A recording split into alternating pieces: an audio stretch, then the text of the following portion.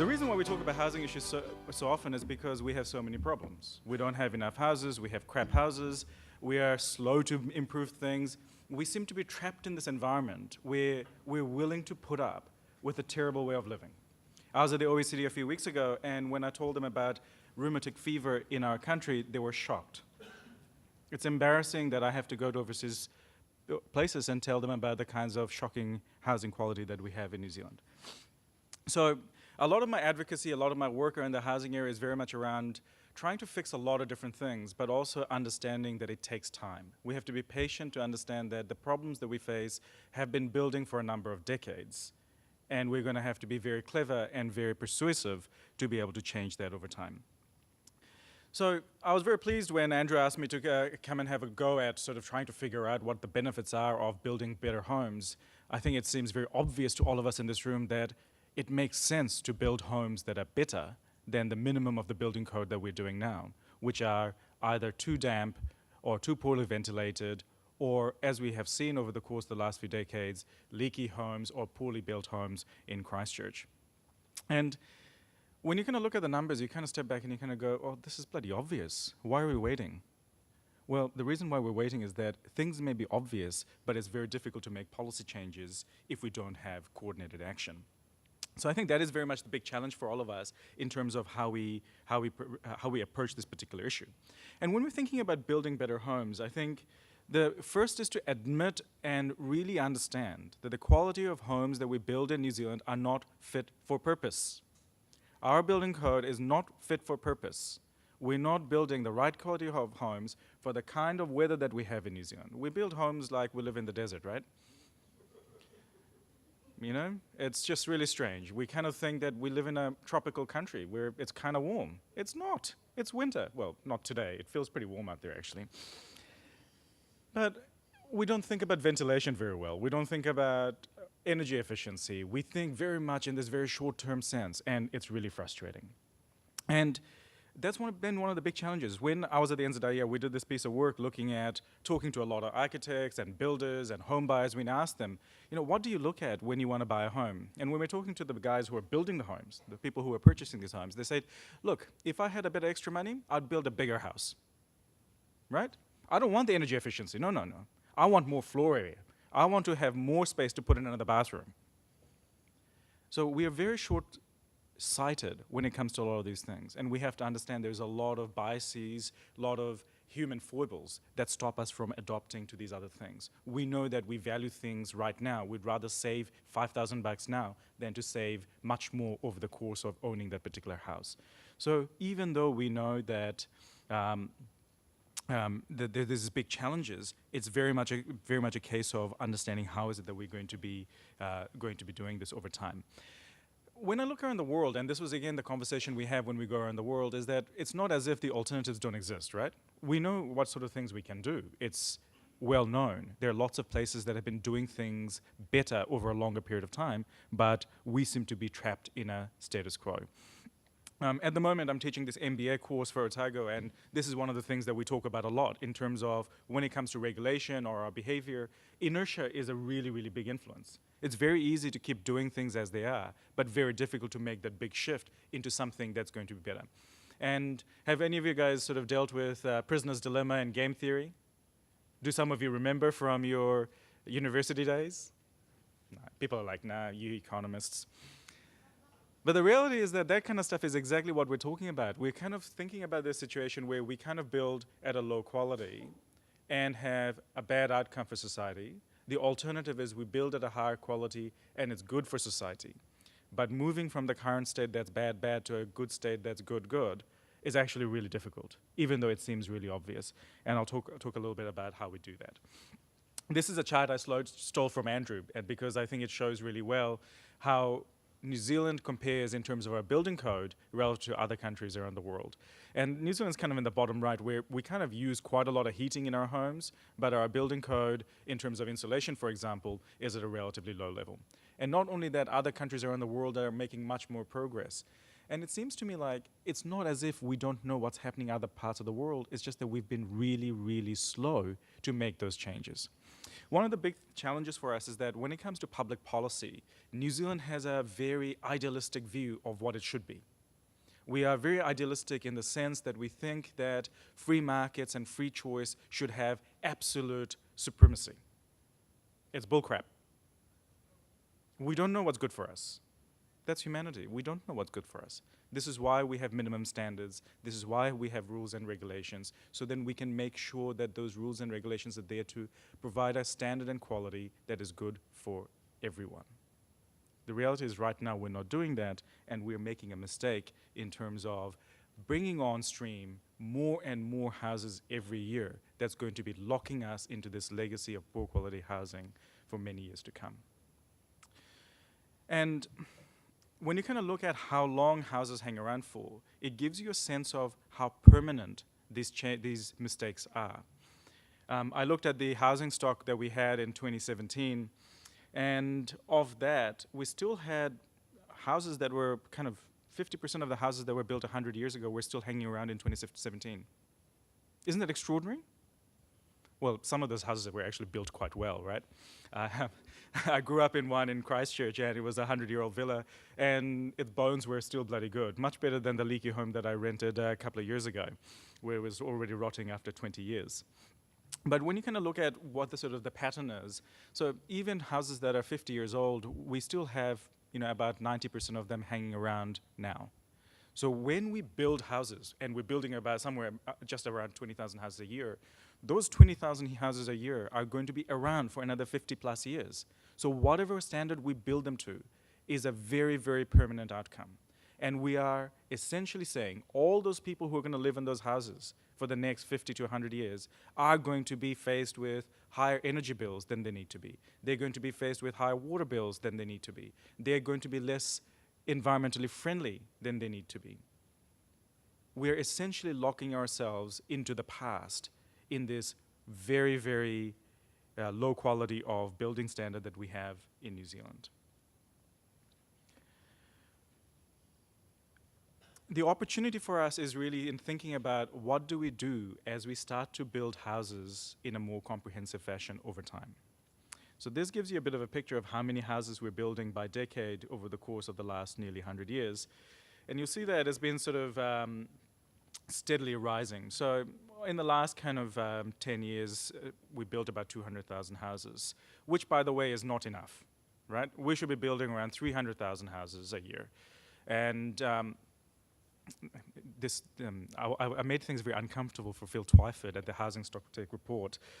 We were talking about housing shortages and stuff, and he was like, we're going to be building 100,000 Q-build houses. And I was like, we should really be building 500,000 houses. And I think that made it very uncomfortable, Phil, because he doesn't have the funding from Grant Robertson to build 500,000 houses. But if you think about the challenge that we face is we're going to have to build up the capacity of the industry on so many different fronts. And Q-Build is meant to be part of that answer. And whether you agree with it or not, that is the policy of this particular government. And the reality is it presents an opportunity because it's about how do we build capability and capacity in the industry. Now, if all goes to plan, we will still build that 20,000 houses a year with the normal private sector. And QE-Build will build another 10,000 houses a year on top of that. And this is the first time the New Zealand construction sector will be building to this scale. We have never had this experience before. This is a big deal. So regardless of what we're talking about, we are talking about an environment where we are going to be investing in the capacity of the entire construction sector, entire building ecosystem in New Zealand. This is a big, big opportunity. This is the time we should be thinking about across the board, how do we make sure that we think about how we procure our materials, what sort of systems and designs that we use, what sort of construction processes that we use. When Minister Jenny Salesa talked about prefabrication and mechanization and manufacturing processes, those are absolutely parts of the solution. But at the same time, you can realize when you're dealing with a sector that's gearing up to increase production by nearly 50%, this is a big deal. We're not going to be able to suddenly replace everything that we have done over time and install something entirely new. We're going to have to be much more creative and understand the reality of the situation. There's a lot of pragmatism that has to be prevalent in the way that we think about addressing this opportunity. In my mind, when I look at the things that government can do, there are really two big prongs, right? One is around the rule of law. We can change rules and regulations and tell you how to do things. And the other one is to show what we can do via procurement. Now, those of you who have dealt with government procurement probably know how useful that policy is. It doesn't mean that we shouldn't try. The reason for that is government is big. Government expenditures are around 30% of GDP, and when it comes to the housing side of things, if QE build becomes big, the purchases by government and government procurement is going to be about a third of all of the housing that is being created in the housing market. There is nobody else who's going to take a stand in the market that can dictate what those procurement terms look like, whether it's around the way that we treat our workers or in terms of what sort of building standard that we build to or what sort of trade-offs that we make that are not necessarily good for the buyer today, but good for the whole of the life of the home and for the community. That is where the opportunity is.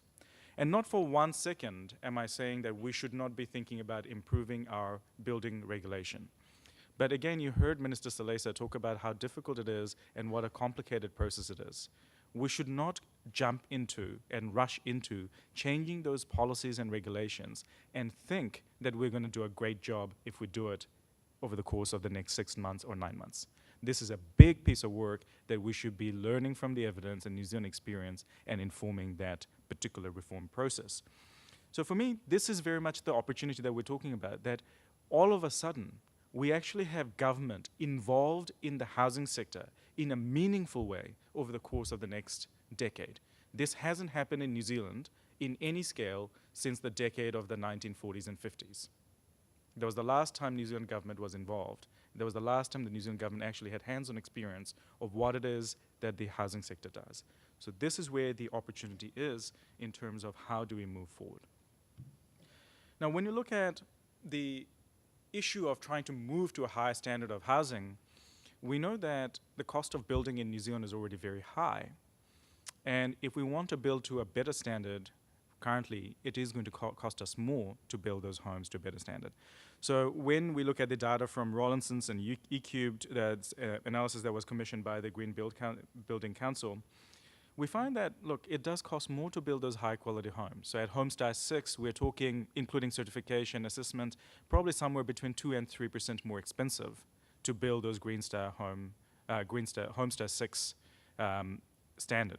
And this really matters because, like I said before, when you're presenting a home buyer or somebody who's commissioning a piece of work with a bill that's going to be higher, they're more likely to go either, I'm going to put that in my back pocket, or actually, can you give me a bigger lounge, right? That's essentially the trade-off that people want to make. And we've been through some of these conversations with architects and developers, and when you're sitting in there in the room with the people who are purchasing these houses, they're like, no, we're not thinking about the efficiency of the heating system or the insulation. Really, the footprint and the design is really, really important. And when push comes to shove, we're more likely to choose that as our benefit. So it's a real struggle in terms of how do we change people's mindset. And part of it is around, I think, showing people that actually you are going to be better off. You are going to be better off. So when you look at the benefits that we can get in terms of the savings that you can get in utilities and those kinds of things, it is really big. So if you look on the right-hand side, those are the kinds of benefits split out into the private sector, well, the private benefits and the social benefits. And the private benefits are, by and large, the savings that you make on utilities, on power savings, and on water savings. Well, mainly in Auckland, because in the rest of the country, we don't charge for water, right? We just play it in our rates. And when you look at the private savings, they are far more than the upfront cost that we would make. In net, over a 30-year period, you're somewhere between 3,000 and 4,000 better off from a private sector basis. So as a homeowner, we're actually better off over time. But the struggle, again, is this issue of hyperbolic discounting, right? So we really, really value the money that we have today versus a small amount of money that adds up to a lot over a long period of time. And this is the kind of way that our mind works. This is kind of that monkey brain that we have, which kind of goes, I want it now. I want the sugar hit right now. I don't want to have nice, healthy food over the course of the rest of my life. I just want the treat right now. So there is this kind of this really bizarre thing that's happening. There's all these kind of these issues in terms of how we operate, how we think, that's stopping us from making those gains that are good for us in the long term. So it kind of feels very idealistic and almost nanny state to say that you should do this because it's good for you. It's like your mom telling you should eat your vegetables, right? And I know from my toddler, as soon as you tell them that it's good for them, they don't want to eat it, right? That's the worst possible thing you can tell somebody. But that's essentially what it is with these kinds of policies is we know that these are good policies, but we're essentially saying you should do it because it's good for you. It's much easier to say it than people to change their behavior. And not only do we have the savings that are absolutely there for the individual, there are also savings for the environment, savings for the community. And those add up to fairly large numbers. But the thing is, that's not where the convincing needs to happen. The convincing needs to happen in terms of showing people that this works, showing people that this is going to be a better outcome, that we can do this, that our industry is entirely capable of doing this.